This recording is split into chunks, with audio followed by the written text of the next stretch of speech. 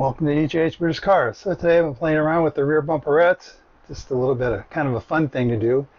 I just thought I'd go over it a little bit with you. So let's get started. So I started off cleaning up the hardware, and as near as I can tell, this is the original stuff. So this is for the rear of the car. But that's a tube that this long bolt goes through. Long bolt goes through that hole. This is the bracket. Bumperette bolts onto there, and there's another bolt in the back that goes underneath. I did notice on when I looked at some of the web pages, they show, rather than a through bolt, they show that shaft. Sorry, I dropped it. They throw this shaft, but it has a threaded end, and then it must be threaded there. And so you just use a short bolt through there into that. Whether that's any better or not, I don't know. I'm just going to use the original hardware again. And these look like bumper bolts, but they've never been chromed. They don't show. So this is the bolt that sleeve goes through. And if you can see, there's daylight on the other side.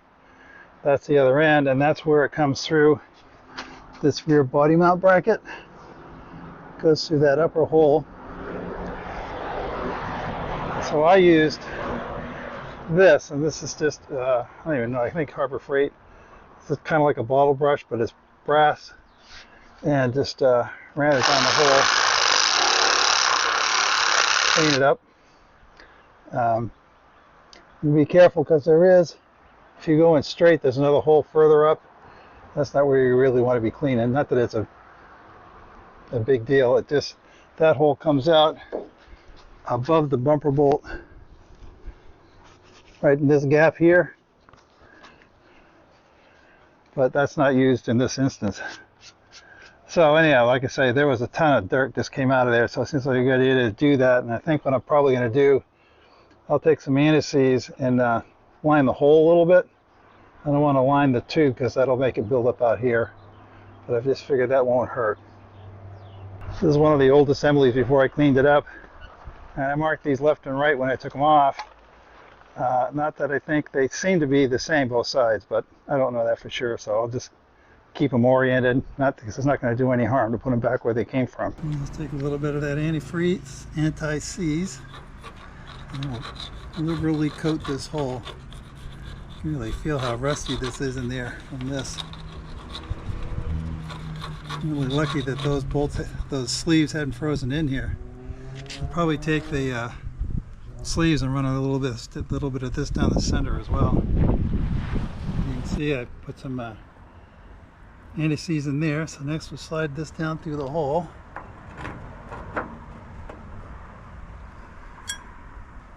Piece of the angles slides behind this piece of sheet metal, but in front of the body bracket. It's just going to be fun getting the nut on there afterwards. But so as you can see, I use this jack stand, this 2-ton jack stand, to hold up this 12-ounce bracket, but it's just to get it square to the body. This bracket, and this is going to be a big surprise to you, I know, it's not exactly the way that it was bent from the manufacturer, that it's been crashed and it's damaged. Oh my goodness. So anyway, this is just holding it so that this flat that's fitting in between the body here was parallel to this brace.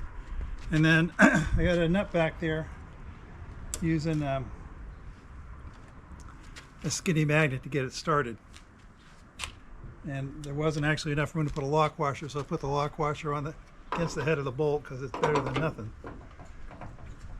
But that's on there now, and then we'll put the long bolt in.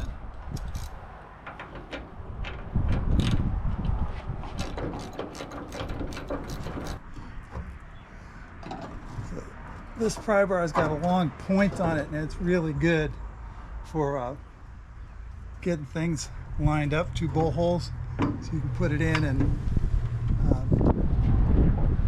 wiggle it around and get everything lined up. So it's really pretty handy like that. It almost reminds me of a spud wrench, but it's just a pry bar. And there's that bolt. That should mean we can take this back out. Washer and a luck nut.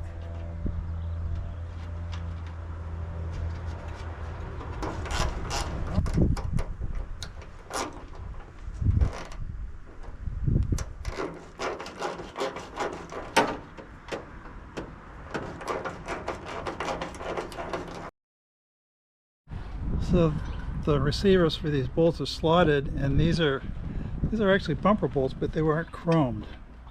They fit in there, and the flats lock them in like that.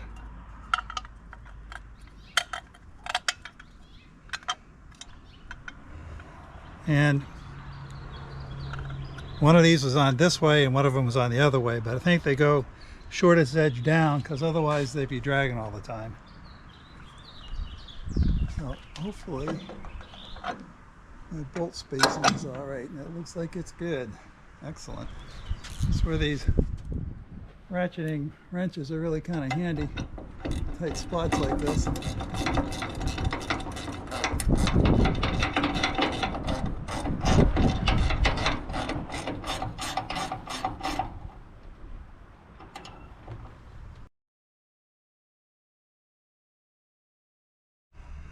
Well, I hope you enjoyed all that. No, it wasn't as exciting as, welding and color sanding and transmission rebuilding and stuff, but it's still stuff needed to be done, and as usual, more crash damage to fix.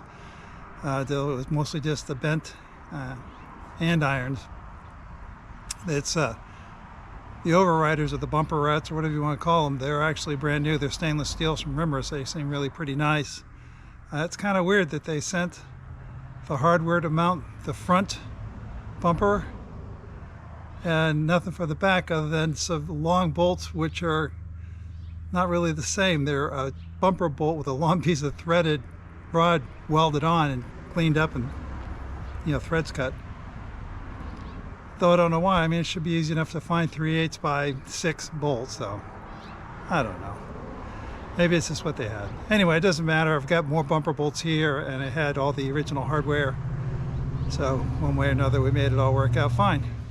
So don't forget to like, subscribe, share, and comment, and we'll see you next time.